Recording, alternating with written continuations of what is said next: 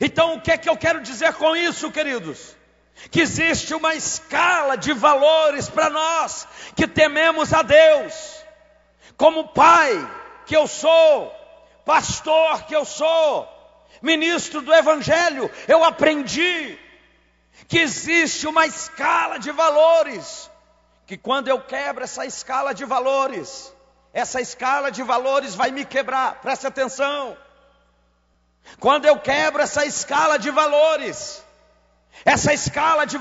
vai me quebrar. E qual que é essa escala de valores? Faça assim com a sua mão. Agora fecha a mão, faça assim, joia. Faz assim para mim. Primeiro, diga primeiro. Maior que tudo, maior que todos, acima de tudo e acima de todos é Deus. A Ele seja a honra, a glória e o louvor essa noite. Segundo, faça assim, diga comigo, família. Não, você tem que dizer mais alto, família. Terceiro, faz assim, terceiro. Diga terceiro. Obra de Deus. Quarto. Diga quarto. Pessoas. E quinto, coisas. Deus, família. Vamos junto. Deus, família, obra de Deus, pessoas e coisas. Sabe o que a gente está fazendo? A gente está fazendo isso. Está correndo atrás das coisas. Está procurando coisas.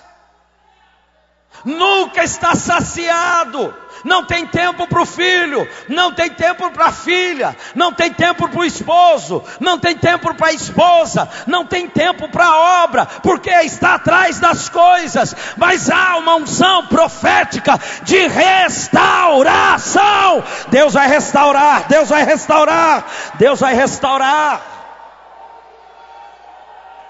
Aleluia.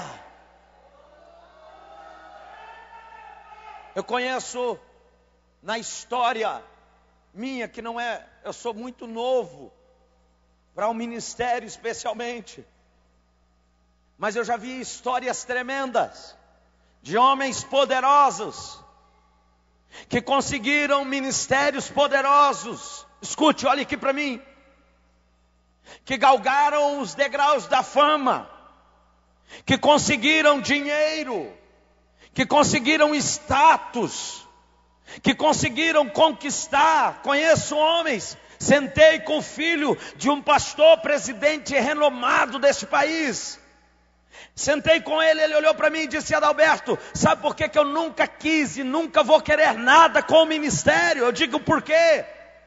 Ele disse, porque o meu pai foi um campeão para o ministério, mas foi um fracassado para a nossa família. Quando você olha para a Bíblia não é diferente.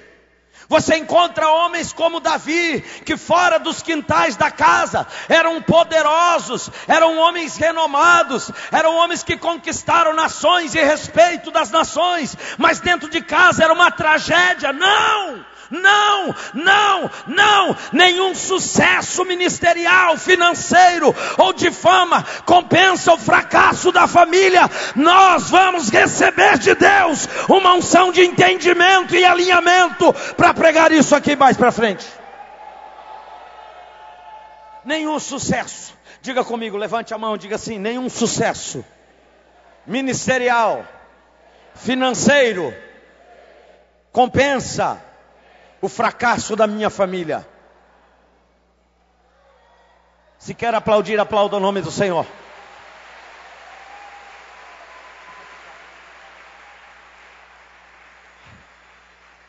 E é por isso que eu quero falar um pouco hoje sobre pais e filhos.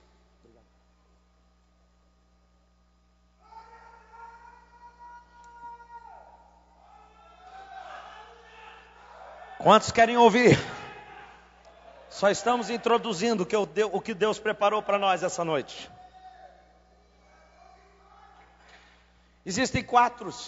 Se você quer anotar isso, anote. Você está num congresso de família. 4 maiores desafios para todas as famílias da terra. 4 maiores desafios para todas as famílias da terra. Primeiro, escute isso: incompatibilidade de gênio.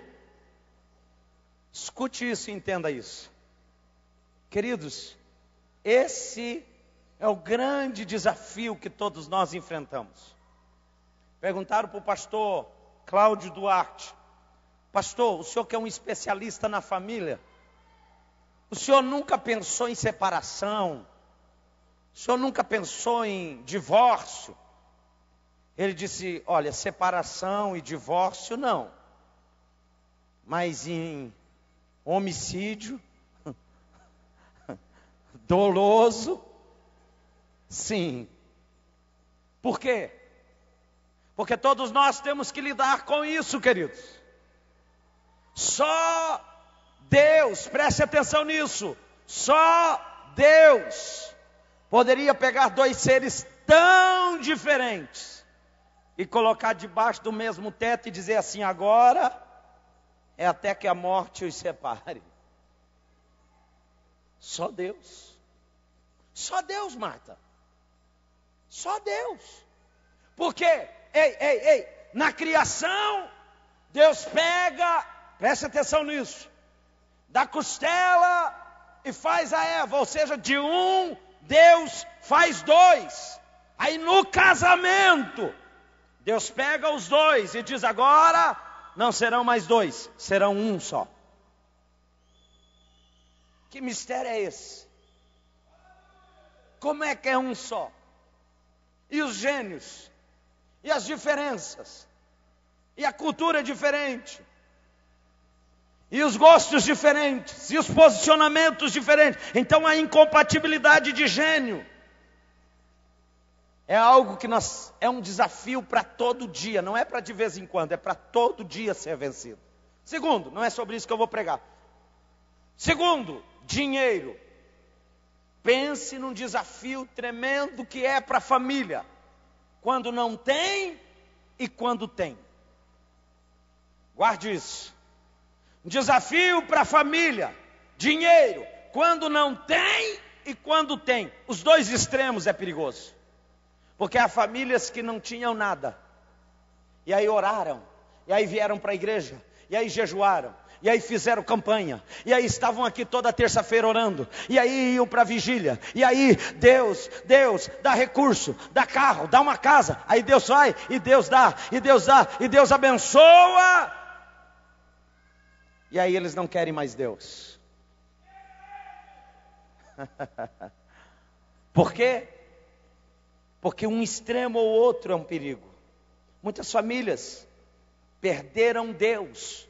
Eu vou dizer uma coisa muito forte. Eu não sou adepto à teologia do Papa, teologia de Francisco de Assis. Mas muitas famílias perderam Deus quando conquistaram bens. Quando conquistaram carro, casa, dinheiro, casa na praia, condição. Preste atenção, por favor. Terceiro, maior desafio, sexo. Eu não vou falar sobre isso, nem tenho tempo hábil para isso, e não vim aqui para isso. Apenas estou falando dos 4 maiores desafios para edificar uma família. Sexo. Não é o caso aqui, mas ainda existe pessoas que pensam que Deus criou o homem e a mulher quando foi fazer o sexo, mandou o diabo fazer porque não queria nem ver.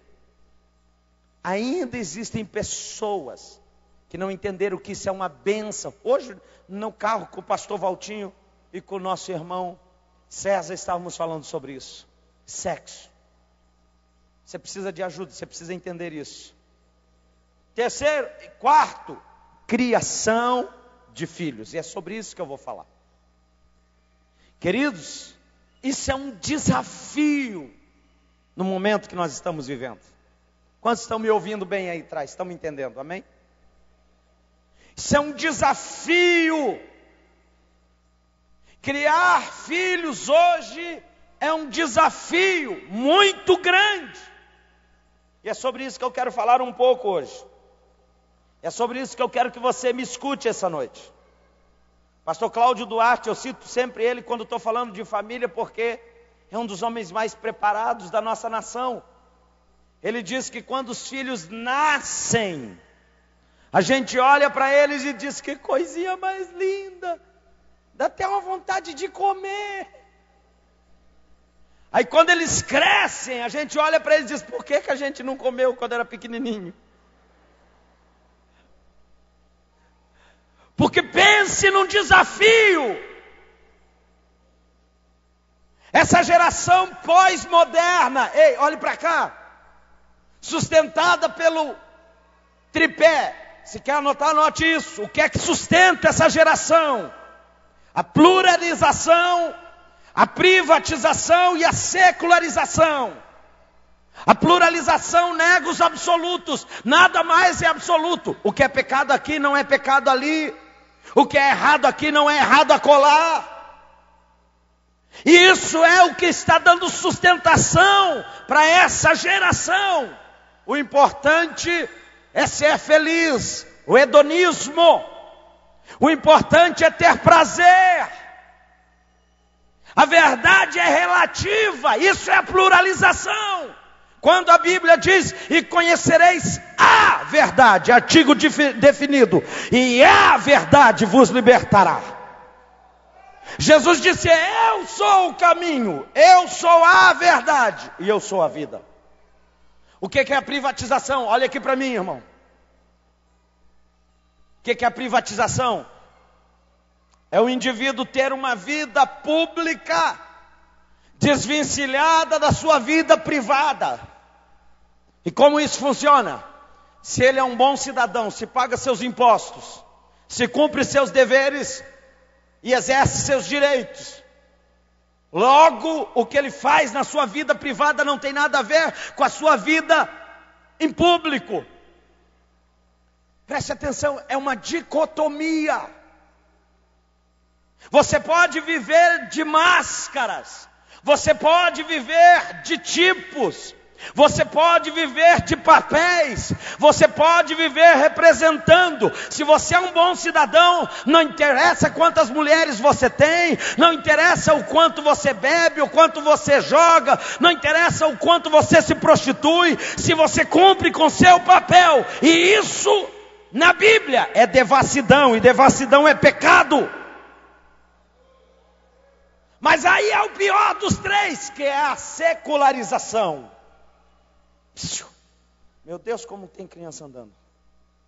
Escute, a secularização é aquilo que Paulo fala: o Deus desse século é uma ideologia, é uma filosofia de vida que rege essa sociedade. E aí sim, aí a Bíblia diz: vocês não são deste mundo, não são desse sistema, não são desse padrão, não são desse modelo. Vocês têm um modelo excelente. Qual é o modelo da vida de uma família cristã que teme a Deus? A Bíblia Sagrada, a palavra de Deus. A Bíblia Sagrada, a palavra de Deus. Como criar os filhos assim, Silvério? Como criar crianças? Eu tenho 3: o Azaf, a Raabe, a Raira.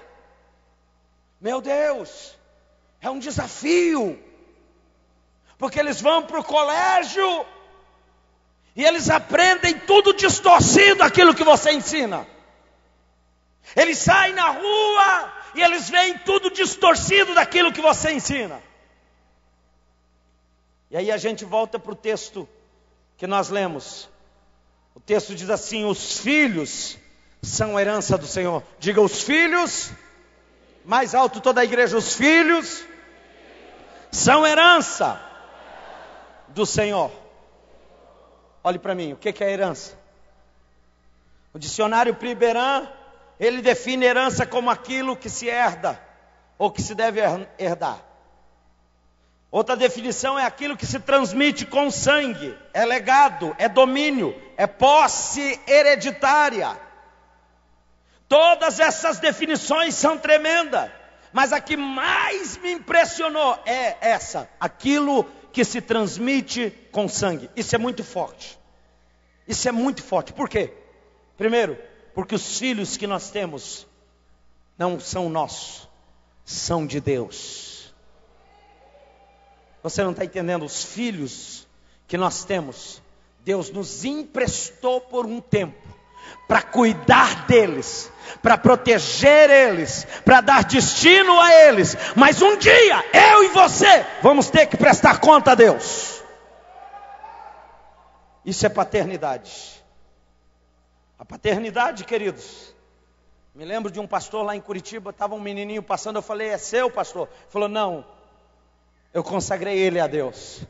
Porque um dia ele ouviu um desses profetas agoureiros dizer assim: Deus vai fazer teu filho sofrer por isso ou por aquilo. Ele disse: não pode fazer isso. Por quê? Por que ele não pode? Porque eles já não são mais meus. Eu entreguei a Deus e Ele é quem rege a minha vida. Quando você entende isso, querido, quando você consegue conceber isso, coisas começam a acontecer. Nós compramos, pela misericórdia de Deus, uma chácara. Preste atenção nessa ilustração. E como nós viemos de uma família muito pobre, 11 irmãos, meu pai um proletariado, sempre ganhou um salário mínimo, nós nunca tivemos essas regalias, piscina, essas coisas, só quando ia na casa dos amigos. E quando nós compramos a chácara, a época do inverno, estava uns 4 graus. Dei a minha casa, meu carro, assumi uma dívida e compramos essa chácara. E nós fomos, eu, a Lara e as crianças, para mostrar a chácara para eles. O Azaf chegou na chácara, a primeira coisa que ele viu foi a piscina. Ele chegou em mim e falou assim: pai, eu posso experimentar a piscina? Eu digo: não, filho, olha, 4 graus, nós estamos com frio, como é que você vai entrar na piscina? Aí ele saiu cabeça baixa assim. Aí ele correu para lá, para cá, fez isso, aquilo, voltou. Olhou para mim e disse: pai, coloca a tua mão aqui debaixo do meu cabelo. Aí eu coloquei a mão e ele falou: tô todo suado. Eu disse: é, cara. Ele disse: é. Pai, o senhor sabia que só tem um jeito de eu me refrescar aqui nessa chácara? Eu disse: qual? Aí ele fez assim para a piscina. Eu digo: então tá bom, vamos fazer assim, ó. Você vai entrar, mas a hora que eu dizer que você vai sair, você sai, tá bom? Tá bom. Já trouxe uma toalha, já fiquei ali porque eu sabia que ele não ia aguentar muito. Ele vem e se jogou na piscina, ele nada muito bem. Mergulhou, ele deu 2 ou 3 braçadas assim, já começou a travar. A boca começou a azular. E ele foi até lá, quando estava voltando, digo: deu! Ele veio correndo, mas tremendo de frio, azul de frio. Peguei ele no colo. E ele, nunca vou esquecer disso, tremendo de frio. Ele falou assim para mim assim: pai, você sim é um pai de verdade.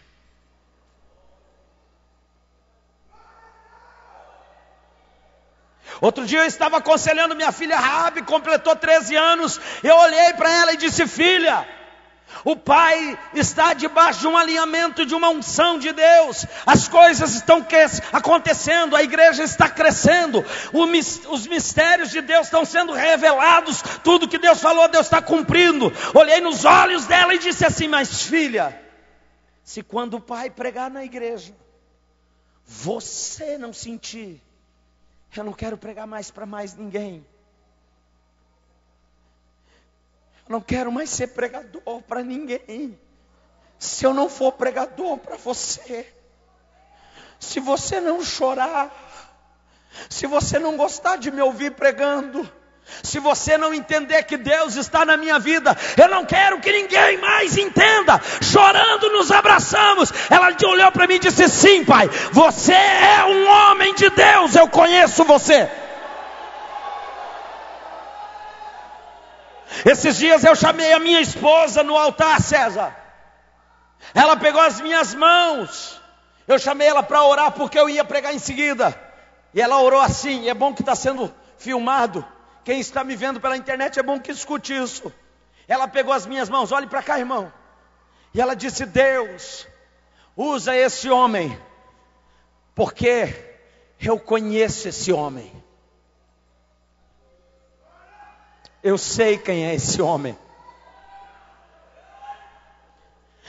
Eu sei quem é esse homem.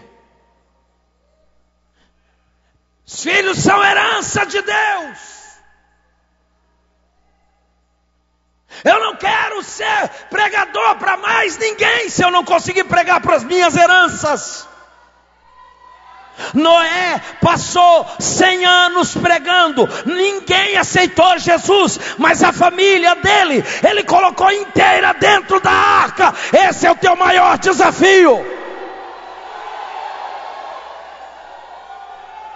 Será que você pode aplaudir o nome do Senhor essa noite?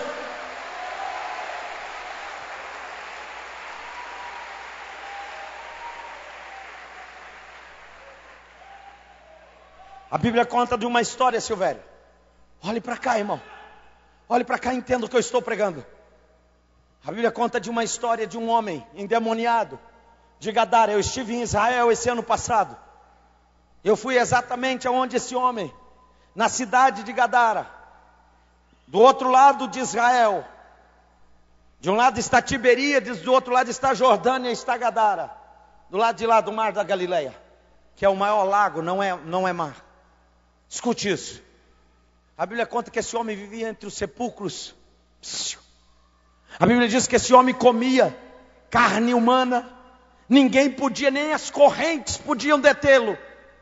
E Jesus veio e expulsou o demônio dele. A Bíblia diz que deram um banho nele, cortaram a barba, o cabelo. Ele colocou um palitozinho pentecostal. E quando Jesus vem de volta para o barco, para ir embora, sabe quem que estava lá, sentadinho no cantinho do barco? Sabe quem? O ex-gadareno. Aí Jesus olha e diz: o que é que você quer? Diz: não, vou ser missionário. Ah, vai ser missionário? Não, já tenho barbinha feita, cabelo feito, palitozinho de missionário. Eu vou caminhar com o Senhor, eu vou pregar. Onde o Senhor for, eu vou pregar com o Senhor. Sabe o que Jesus disse? Não. Vai para a tua casa. Por quê? Porque não adianta ganhar o mundo todo. Não adianta ter multidões aos seus pés se a tua família está fracassando. Vai para a tua casa, ganha eles primeiro, porque depois o mundo é uma consequência. Quantos estão ouvindo a voz de Deus essa noite neste lugar?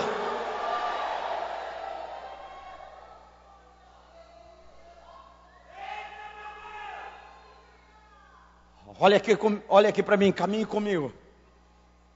Segundo, ser pai, ser mãe não é uma tarefa fácil. Meu Deus,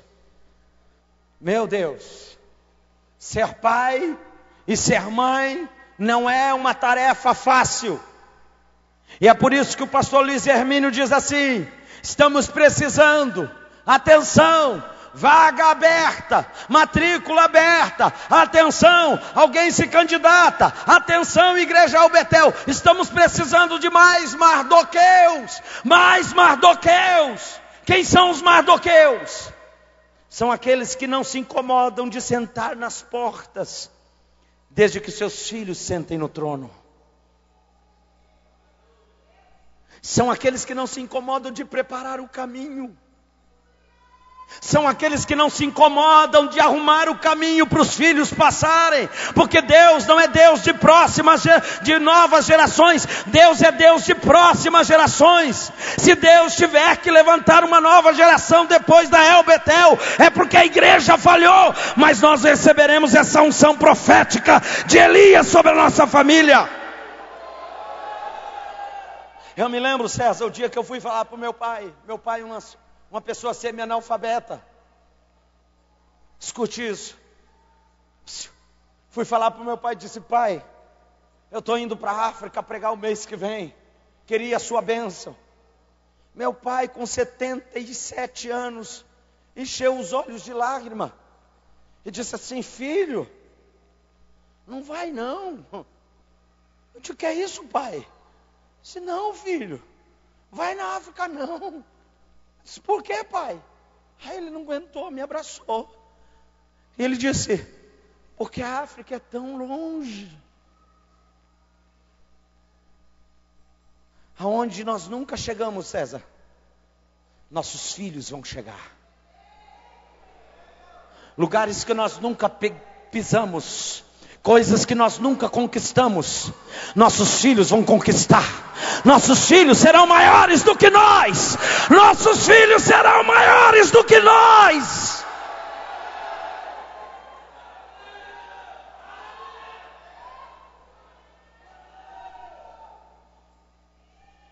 Eu não estou lutando por uma igreja, eu estou lutando por uma geração. Há uma unção de Deus nesse lugar. Eu não estou lutando por um espaço ao sol. Eu estou cavando uma rocha muito grande contra a religião e a religiosidade em Foz do Iguaçu. Mas aonde eu estou gatinhando, meus filhos vão correr. Meus filhos vão correr, porque eu estou preparando os caminhos para eles andarem por eles.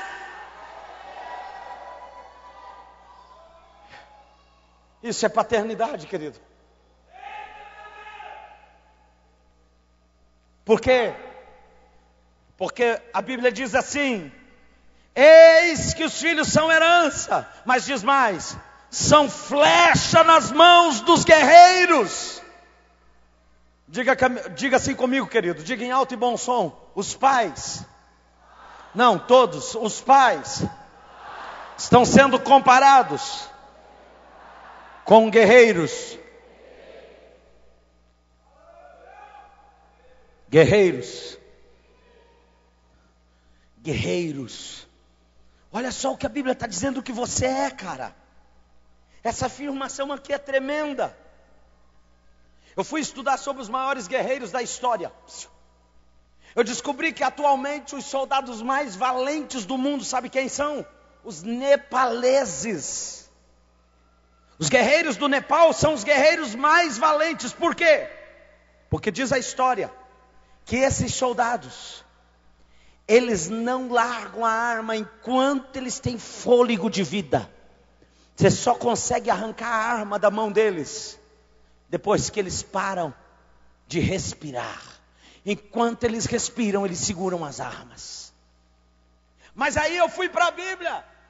Eu descobri um guerreiro maior do que Davi. Olhe para cá, irmão. A Bíblia diz que em um determinado momento vem um exército contra Israel. Todo mundo foge, mas tinha um guerreiro. Quantos guerreiros, irmão? Quantos? Tinha um guerreiro. O nome dele era Samar. E a Bíblia diz que o exército veio, e Samar só tinha um campo de lentilhas. Algo que parece insignificante, deveria ter corrido. Mas ele arranca a espada, se coloca no meio do campo de lentilha e diz: esse é o meu maior tesouro. Eu morro por esse campo de lentilha. Esse é o meu maior tesouro. Eu vou guerrear até não aguentar mais, mas eu não vou entregar. Eu quero profetizar essa noite que Deus vai levantar pai e mãe Samar aqui, que não vão se dobrar. Deus vai te ajudar, Deus vai te ajudar, Deus vai te ajudar. Você vai pegar na autoridade. Tanta unção nesse lugar essa noite. Na autoridade do nome de Jesus, você vai tirar a tua espada e vai olhar para as drogas e vai dizer: eu vou lutar contra. Na autoridade do nome de Jesus, você vai olhar para o homossexualismo e vai dizer: eu vou lutar contra. Para o lesbianismo e vai dizer: eu vou lutar contra, porque esse é o meu maior tesouro. Meu maior tesouro.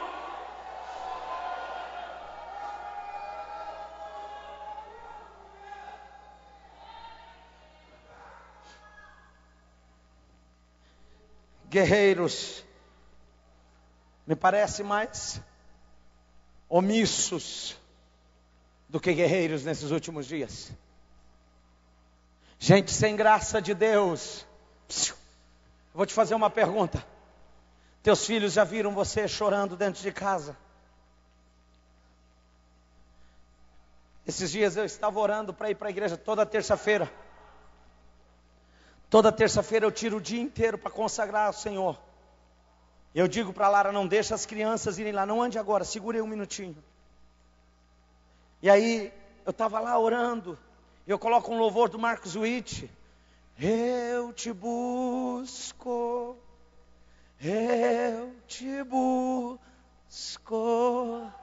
com fogo em meu coração. Te anelo, te necessito, te amo mais que ao meu ser. Eu ouvindo aquele louvor, comecei a chorar, César. Comecei a entrar em Deus assim, e Jesus veio lá no quarto. E eu ali sozinho, mas lágrima. De repente o Azaf entrou no quarto. Ele pegou um pano, veio perto de mim, e eu chorava, ele enxugava minhas lágrimas. Eu chorava, ele enxugava minhas lágrimas. Depois que eu terminei de orar, ele sentou perto de mim, não saiu mais dali. Ele olhou para mim e disse: pai, por que você estava chorando tanto? Aí eu disse: filho, então presta atenção no que a gente está ouvindo. Coloquei o Marcos Witt de novo e disse: filho, isso aqui é fome de Deus, é sede de Deus, é fome de Deus, é sede de Deus, é fome de Deus, é sede de Deus. Cara, olha aqui para mim, por favor. Teus filhos não vão aprender com o que você diz para eles. Eles vão aprender com o que vê você fazer. Com o que vê você fazer.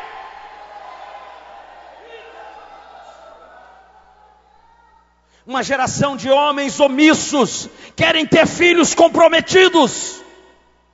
Uma geração de mulheres que não oram mais, que não choram mais, querem ter filhos profetas. Nós só vamos reproduzir aquilo que somos.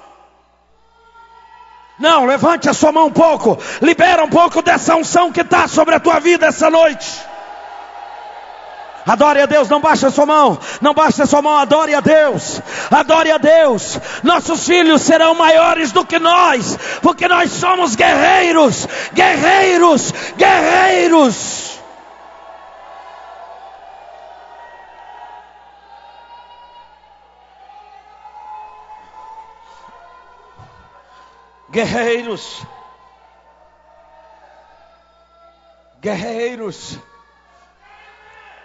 Guerreiros, está faltando guerreiros na igreja. Guerreiros. Mas eu profetizo que a unção de Elias chegou nessa noite, neste lugar. Eu profetizo que o coração dos pais serão convertidos aos filhos, e o coração dos filhos serão convertidos aos pais. Terceiro, os filhos aqui são comparados como flechas nas mãos. Ah, meu Deus. Não, você não está entendendo. Os filhos são comparados como flechas nas mãos do guerreiro. Cara, Deus colocou teus filhos nas tuas mãos. Nas mãos do guerreiro. Para quê? Primeiro, precisa ser carregada essas flechas. Vai ter dia que vai machucar as mãos, as costas. Vai ter dia que você não vai entender o que está acontecendo. Meu Deus. Aguente aí mais alguns minutos, eu estou terminando, irmãos. Não sai agora. Vai ter dia que as costas vão calejar. O peso vai ser grande. Vai ter dia que você vai dizer: meu Deus, o que é isso? Mas a tua obrigação é carregar essas flechas. carregar essas flechas. É por isso que a Bíblia diz que elas estão nas mãos dos guerreiros. Acontece que tem um monte de flechinha que estão entregues só na mão das mães. O marido olha e diz: aí é tua obrigação, mulher. Um país machista. Quem disse que é obrigação só da mulher, cara? Isso aí é só você. Outras flechinhas estão só na mão das empregadas. Outras flechinhas estão só na mão dos colégios. Na mão de quem estão as flechas que Deus te deu? Algumas flechinhas estão na frente da televisão. Estão sendo carregadas pela Ivete Sangalo, pela Xuxa, pelo Esquenta, pelo Big Brother, pelas novelas, malditas novelas. Na mão de quem que está essa flecha que Deus te deu?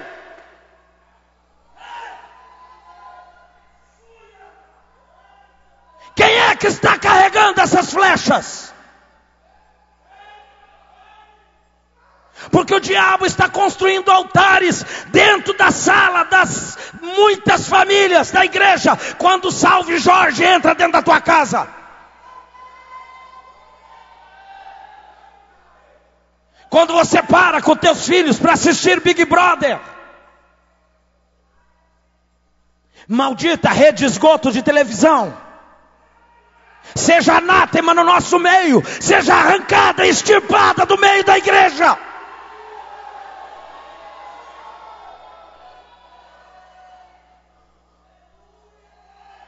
Faz assim com a tua mão. É nas tuas mãos que Deus colocou essa flecha. É nas tuas mãos que Deus colocou essas flechas. É nas tuas mãos que Deus colocou essas flechas. É nas tuas mãos que Deus colocou essas flechas.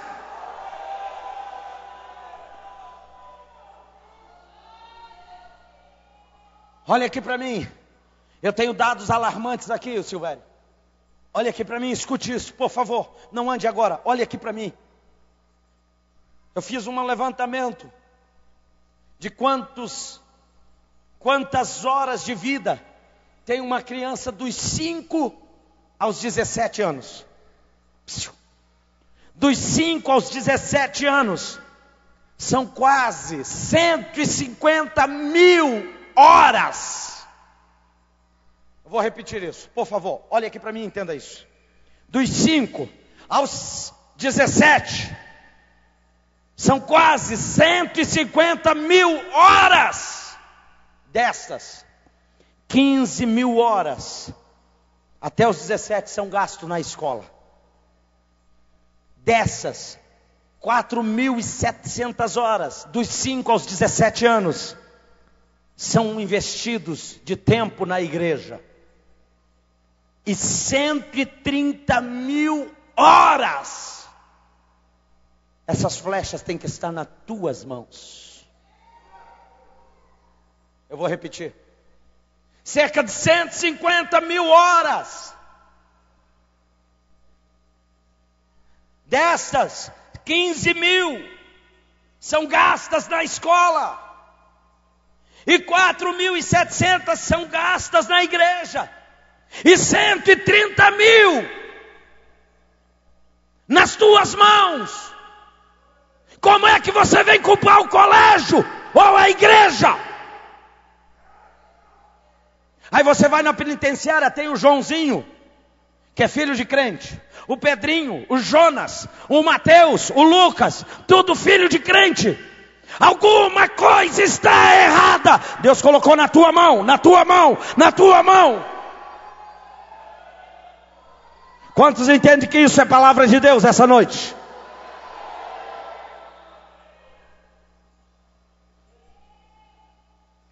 É tua obrigação cuidar deles. Por quê? Eu estou me encaminhando para terminar. Uma flecha antes de ser lançada na direção e no alvo específico, ela precisa ser carregada. Mas vai chegar o momento que você vai lançar essas flechas. Meu Deus, guerreiro que é guerreiro, irmão, Não desperdice as suas flechas. Diga assim: guerreiro que é guerreiro. Não, todos digam: guerreiro que é guerreiro. Diga mais alto para o diabo ouvir. Diga: eu sou um guerreiro. Eu não vou desperdiçar as minhas flechas.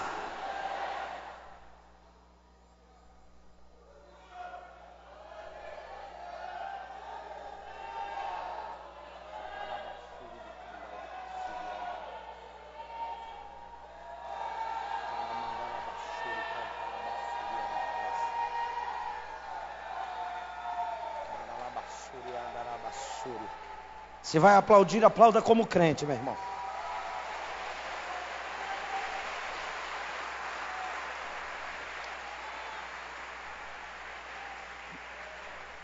Olha aqui para mim. Eu prometo para vocês, eu estou encerrando, mas olha aqui para mim. Eu preciso entregar o que Deus me mandou entregar aqui essa noite. Quantos querem ouvir? Então olha aqui para mim agora, por favor. Segura essa criancinha aí, por favor. Olha aqui para mim. Se nós queremos acertar os alvos, nós precisamos tomar algumas medidas. Precisamos começar definindo quais os alvos que nós queremos acertar. Precisamos sentar com os nossos filhos e dizer para eles. Precisamos mostrar aonde a gente quer que eles cheguem. Precisamos citar Romanos 11:36. Senta com teus filhos na tua casa e diz assim: vamos ler aqui Romanos 11:36 que o pastor Alberto falou. Porque dele, diga porque dele. Ou seja, isso é a origem. O céu não é nosso destino, o céu é nossa origem. Nós saímos de lá, nós vamos voltar para lá.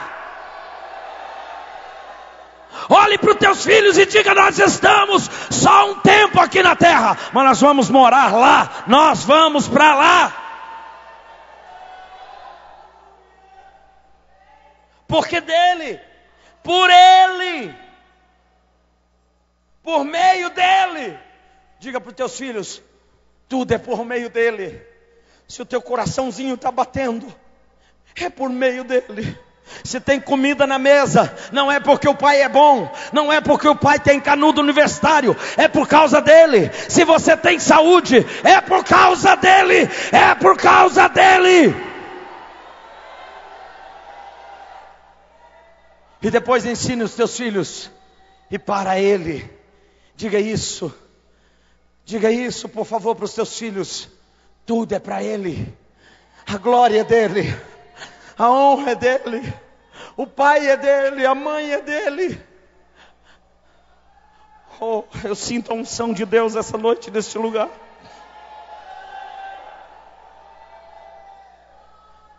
Por favor, se você quer que seus filhos acertem o alvo, diga para eles: filhos, o que mais importa não são os dons, mas é o caráter. Diga: você pode não cantar, pode não pregar, você pode não ter nenhum talento para tocar, mas se você tiver caráter, você vai agradar o coração de Deus. O coração de Deus. Mais importante do que o talento é o caráter. Essa geração não está dizendo isso. Ai, que anafassura, que ne pasto, que ne vassura e me candarabastéria. Diga para os seus filhos que eles estudem, sim. Diga para eles que eles se formem, que eles tenham uma profissão. Você que não conseguiu ter uma faculdade, diga para os teus filhos: você vai chegar onde eu não cheguei. Diga para eles. Mas diga para eles que acima de uma faculdade, de uma profissão, existe uma chamada de Deus. Que existe um Deus que está chamando jovens, que está chamando crianças. Oh, ora em língua perto dos teus filhos.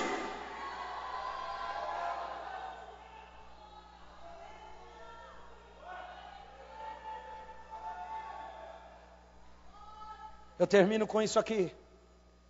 Sempre que uma flecha acerta o alvo, todo mundo quer saber quem atirou essa flecha. Diga assim comigo: sempre que uma flecha acerta um alvo. Não, diga mais alto: todo mundo quer saber quem atirou essa flecha.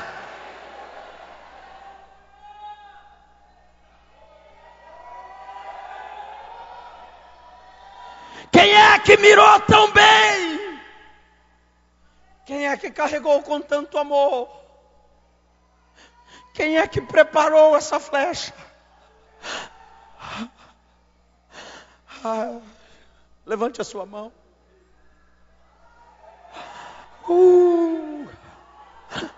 Há uma unção de quebrantamento essa noite neste lugar. Pode chorar. Pode chorar. Eu profetizo que os teus meninos e as tuas meninas dessa igreja vão acertar o alvo. Vão acertar o alvo. Vão acertar o alvo.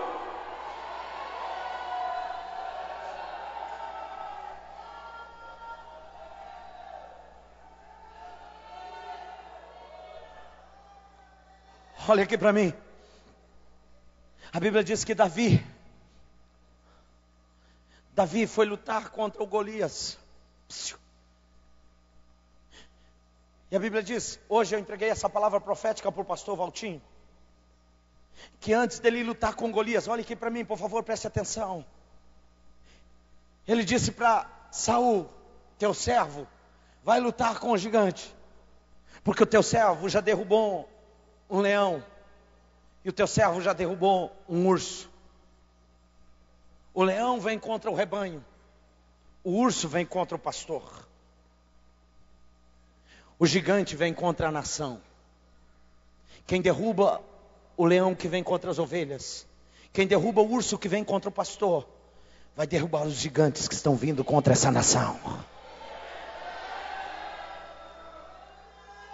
Agora escute. Davi sai a peleja, ó para cá, sai a peleja, joga a pedra, afunda, acerta só o local exato, porque Deus não vai deixar você errar o alvo.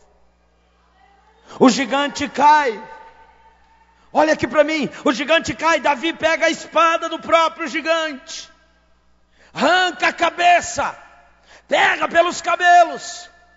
Imagina ele entrando no acampamento de Israel com a cabeça do gigante. Todo mundo parando, todo mundo olhando. Ele vem na frente de Saul. Do lado de Saul estava o seu escudeiro chamado Abner.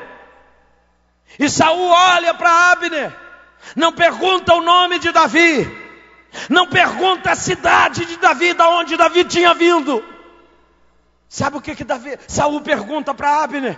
Abner, quem é o pai desse menino? Quem é o pai desse menino? Porque se esse menino derruba gigante, imagina o pai dele. Imagina o pai dele.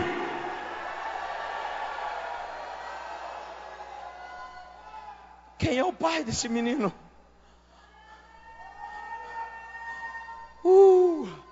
Meu Deus, eu estou todo arrepiado. Há uma unção de Deus aqui nesse lugar. Não, libera essa unção que está dentro de você aí, libera essa unção que está dentro de você. Há uma glória neste lugar.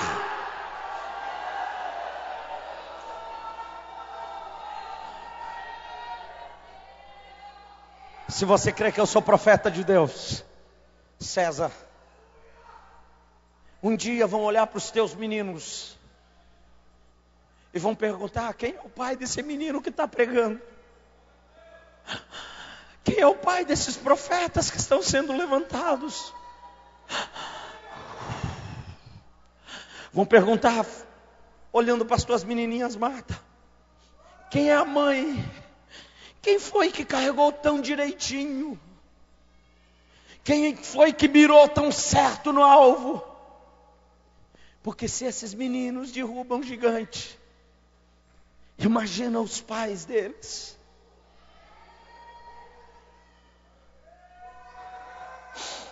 Aleluia. Aleluia. Aleluia. Aleluia. Aleluia. Aleluia! Aleluia! Receba essa unção que eu estou recebendo aqui. Dá lugar aí, meu irmão. Deus está nessa casa.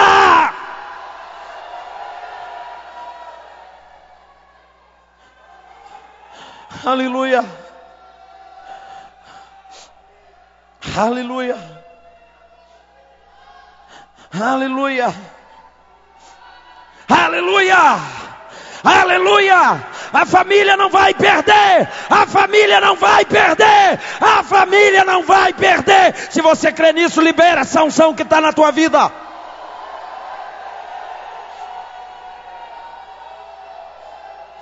Aleluia! Aleluia! Chorabacato que preste que ne flasciuia. Tico preste que no bleste cum nehei. Rai show que ne prei de ne halastu que ne menehai. Ricatu mene que la basuri mi candaraia. Checa toca ne bete que ne colo basuri mi handa.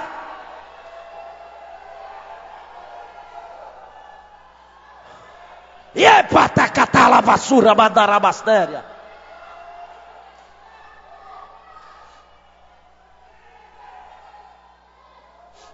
Aleluia. Fique de pé comigo agora. Aleluia. Aleluia.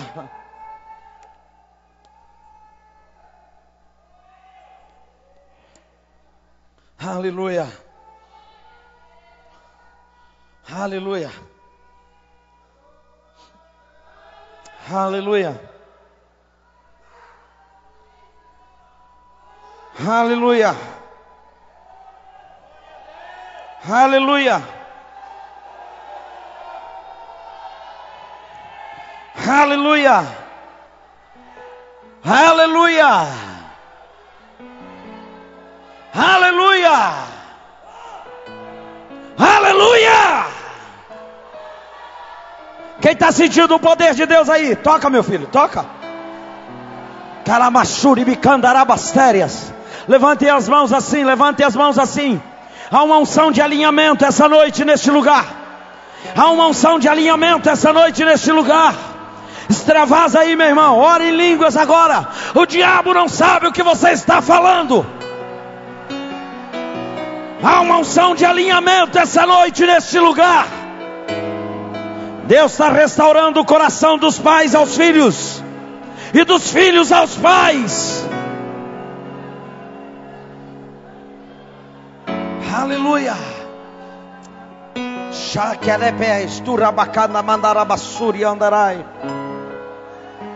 Eu profetizo que os teus filhos não vão errar o alvo. Eu profetizo que os teus meninos não vão errar o alvo. Eu profetizo que essa unção de Elias vem sobre a El Betel essa noite.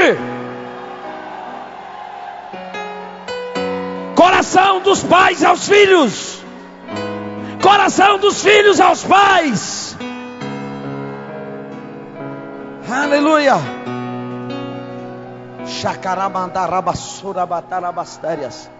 Tenho dó de você que não sentiu nada essa noite.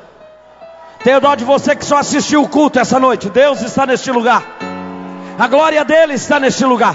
A presença dele está neste lugar. Se você adora, ele está. Se não adora, ele está. Se você dá grito, ele está. Se não grita, ele está. Se você fala línguas, ele está. Se não fala, ele está. A glória dele vai invadindo esta casa. Ah, calabachuri bicandaraia. Ipatacatarabasurabacandaraia. Aleluia! Saibam em toda a terra que Deus está restaurando a família. Aleluia! Aleluia! Eu quero fazer 2 convites aqui. 2 convites. Quero convidar você que ainda não entregou sua vida a Jesus. E você quer fazê-lo. Você que está parado, estacionado, quer voltar para Jesus. Saia rápido do seu lugar, suba aqui em cima. Onde está a primeira pessoa que quer entregar sua vida a Jesus? Onde está a primeira pessoa que quer entregar seu coração, sua vida, seu ser a Jesus? Você quer que Deus mude a tua vida, mude a tua história, mude a tua família? Onde está você? Eu não vou insistir não, o horário já foi embora. Eu não vou insistir. Onde está a primeira pessoa que quer entregar sua vida a Jesus? Tua família precisa de Deus. Tua casa precisa de Deus. Teus filhos precisam de Deus. Tua esposa precisa de Deus. Mas antes de Deus fazer alguma coisa através de você, Ele quer fazer em você. Deus não destrói uma cidade pela presença dos ímpios. Deus destrói uma cidade pela ausência de justos. Onde tem alguém que quer entregar sua vida a Jesus? Não vou insistir mais. Eu quero convidar você. Ei, você que ouviu a palavra e você disse: eu precisava ouvir tudo isso essa noite. Estou perdendo os meus filhos, ou não estou perdendo os meus filhos, mas as coisas não estão bem. Se você quer ajuda, pega a mão da tua esposa e traz ela aqui. Vem dobrar o joelho aqui na frente desse altar. Eu vou orar por você. Você como família está dizendo assim: eu preciso de Deus. Eu preciso de mais de Deus. Preciso dessa graça, dessa unção para criar os meus filhos. E você tem coragem de sair do seu lugar e vir aqui, dobrar os teus joelhos. Tem que ser já, porque eu vou orar, irmão. Eu não preguei para essas paredes, eu preguei para pessoas com quem Deus está falando. Se você quer,